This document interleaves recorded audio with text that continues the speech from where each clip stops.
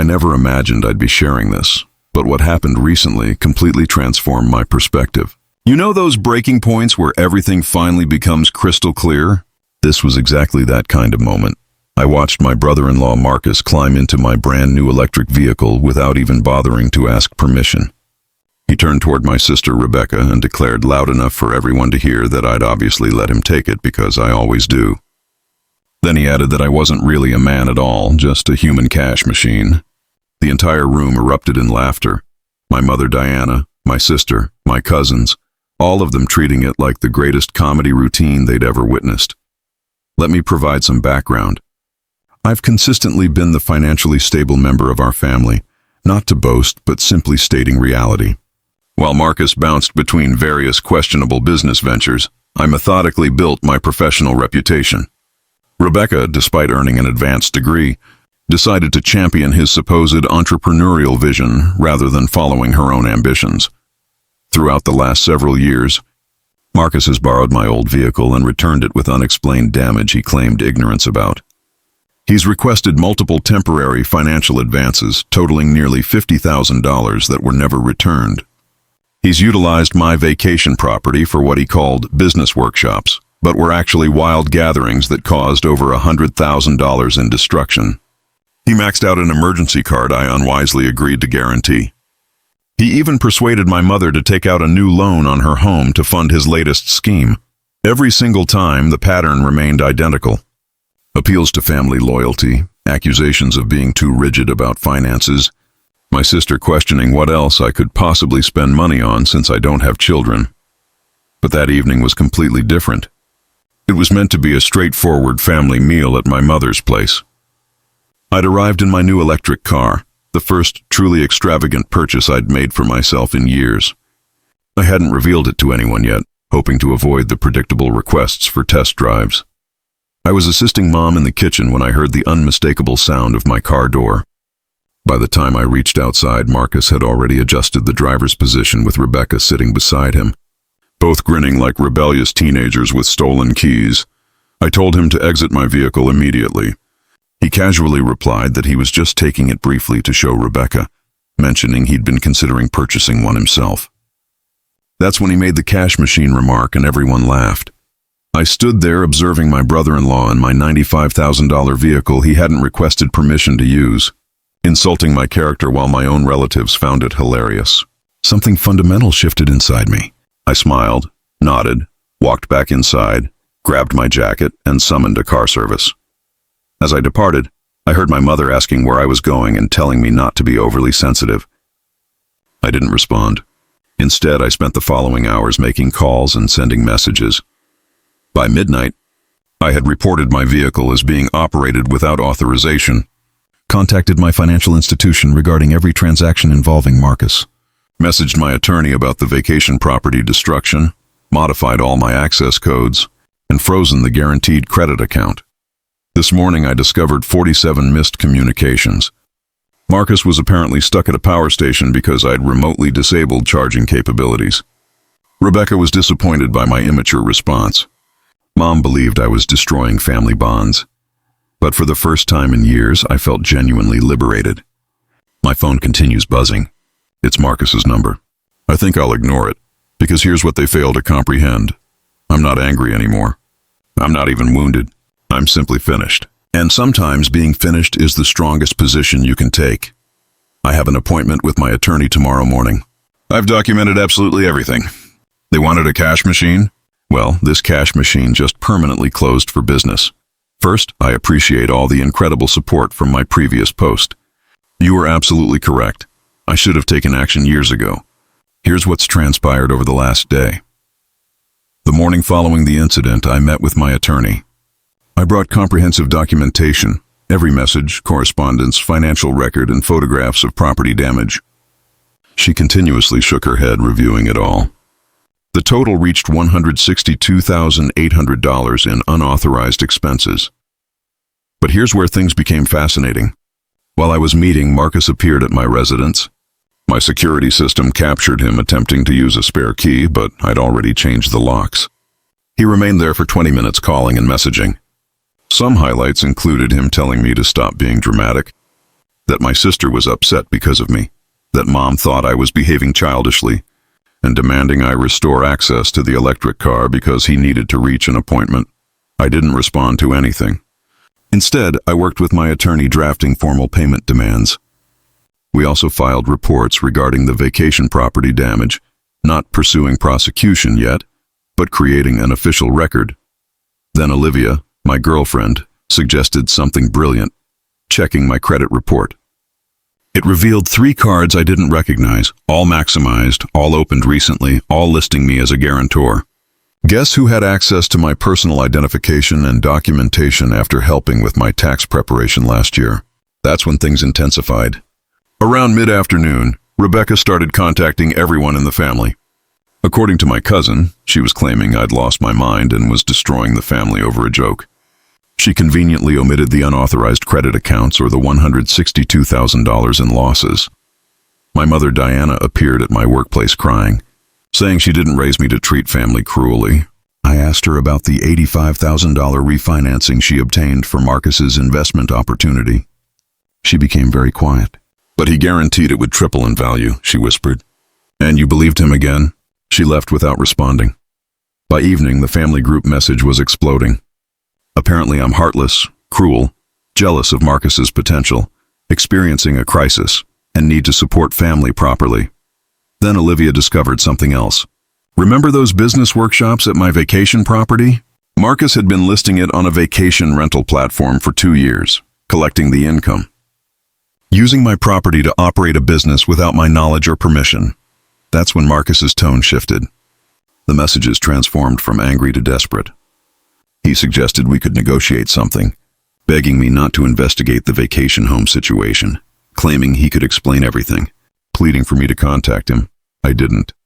Instead, I froze all shared accounts, canceled every service they accessed, changed all credentials, reported the fraudulent credit accounts, had my attorney create a comprehensive record of all advances and damages, and filed reports about the unauthorized property rental. Then I received a message from Rebecca that made everything clear. She asked how I could do this to them when they were about to finalize their dream home purchase.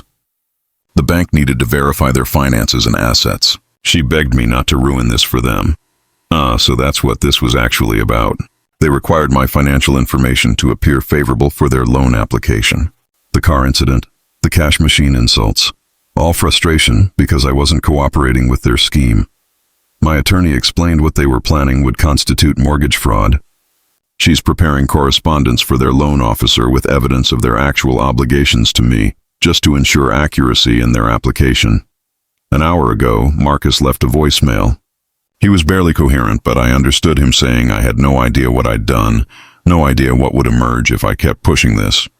Is that a threat or an admission? I suppose we'll discover. Because the reality is I'm not pushing anything. I'm just finally releasing my grip on this rope in our tug of war. They're the ones falling into the mess of their own creation. The security company just notified me that someone's at my vacation property. The cameras display Marcus's vehicle. Well, Marcus's threat about what might emerge wasn't merely empty words. The last 2 days have been enlightening. When I last posted, Marcus was at my vacation property. Security footage showed him removing containers from storage late at night. I contacted authorities for a trespassing report, but by their arrival he'd departed. What he left behind, though, was far more significant than what he took. Hidden in a back storage area, documents, many of them, financial records, loan paperwork, and business proposals, all with my forged signature. But that wasn't even the most disturbing part. There were also documents belonging to 3 other families. Same pattern. Borrowed money, forged signatures, elaborate investment opportunities. Marcus hadn't just been scamming me. He'd been running this operation on multiple relatives from other families he knew. I delivered everything to my attorney. She's already contacted the other families involved. The next morning, Rebecca appeared at my workplace. Not to apologize, no, that would be too simple. She was there to inform me that she'd posted a lengthy expose about my behavior on social media, calling me a vindictive sociopath destroying her family out of jealousy. Her post went viral within our extended family circles. Cousins I haven't spoken to in years started calling. But here's the thing about family secrets. Once you start revealing them, You can't control which ones surface. My mother's sister contacted me. Is it true about the vacation home rentals? Yes. Then you should know he did the identical thing with Uncle Robert's lake house last summer. One call led to another. The dominoes began falling. 3 other relatives had loaned him money. He'd used my mother's house as collateral for a private loan. He'd been operating unauthorized rentals on 2 other family properties. He'd borrowed and sold family heirlooms, promising to replace them with superior ones once his investments matured. Mid-afternoon, my mother Diana finally called. Her voice was different, quiet, frightened. The bank contacted her about the refinancing. They indicated the paperwork might be incorrect. You mean forged? Silence, Mom? I didn't know, she whispered. I genuinely thought he said it was merely a formality, that he'd repay it before. She started crying. For the first time, I didn't feel compelled to comfort her. Olivia stayed with me through all of this. She noticed something peculiar about the timestamps on Marcus's rental listings. They didn't match his business trip dates. A quick investigation revealed he'd been renting out my place while simultaneously claiming to be using it himself, double profiting and pocketing both revenue streams. Around evening, Rebecca called hysterically. What did you do? The bank withdrew our mortgage approval. They're mentioning something about a fraud investigation. This was our dream house. How could you? I didn't do anything, Rebecca. Your husband's actions did this. He was trying to build something for us, for our future, by stealing from the family. He said he would fix everything once. Once what? Once his imaginary investments paid off? Once he scammed enough people? She disconnected. Then came the family intervention. They all appeared at my house. Mom, Rebecca, 2 uncles, and an aunt. They wanted to discuss this as a family. Keep it within the family. I admitted them, seated them, played the security camera recordings of Marcus stealing from my storage, showed them the forged documents, the rental listings, the loan application, the evidence of other families he'd scammed, one by one. They became quieter, paler, until finally my mother stood up. I need to contact my bank, she said, then left without another word. The others followed, leaving only Rebecca. She sat there staring at the documents. There has to be an explanation, she kept saying. He wouldn't. That's when her phone rang. Marcus's face appeared on the screen.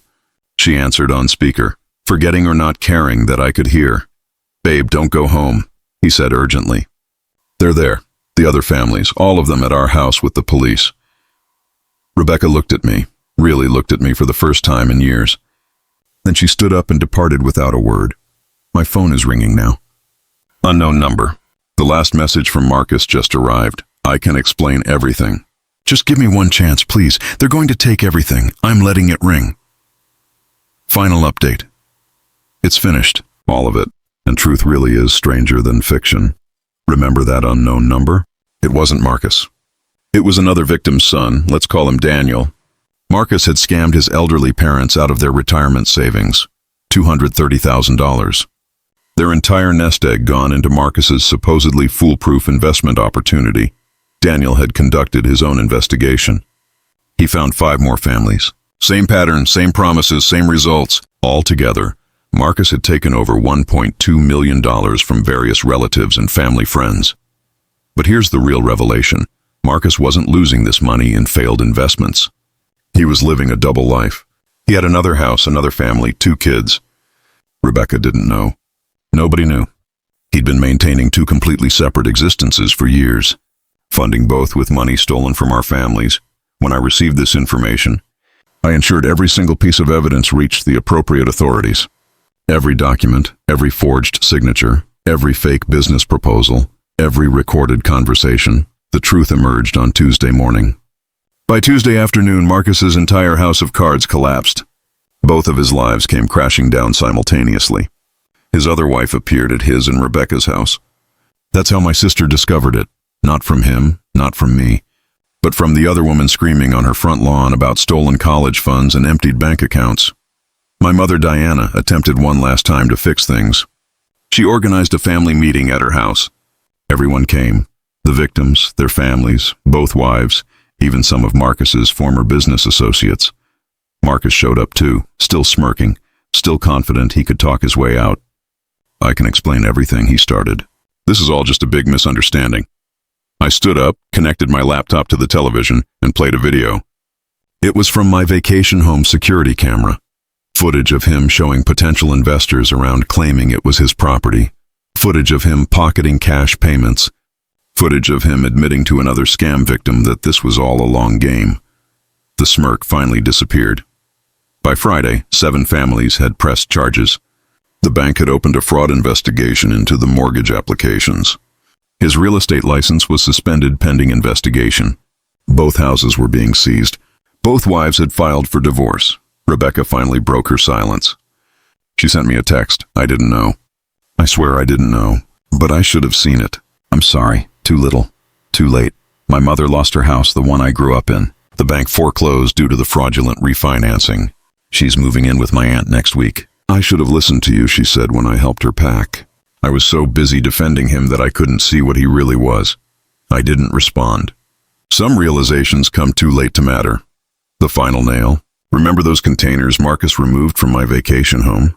They contained evidence of an even bigger scheme he was planning.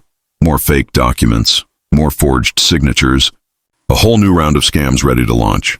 I made sure every investigator received copies. Yesterday, Marcus was arrested. Not for the family scams, those are still being investigated. No, he was arrested for attempting to flee the country with stolen funds.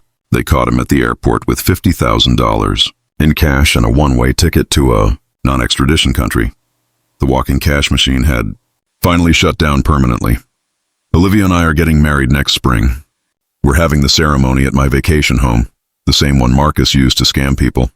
Seems fitting somehow, Rebecca won't be invited. Neither will my mother. Some bridges, once burned, should stay ashes. Marcus is facing up to 15 years. Both his wives are testifying against him. Every family he scammed is filing civil suits. His assets are frozen, his reputation is destroyed, his lies are exposed, and me? I'm done being anyone's ATM. The bank is permanently closed.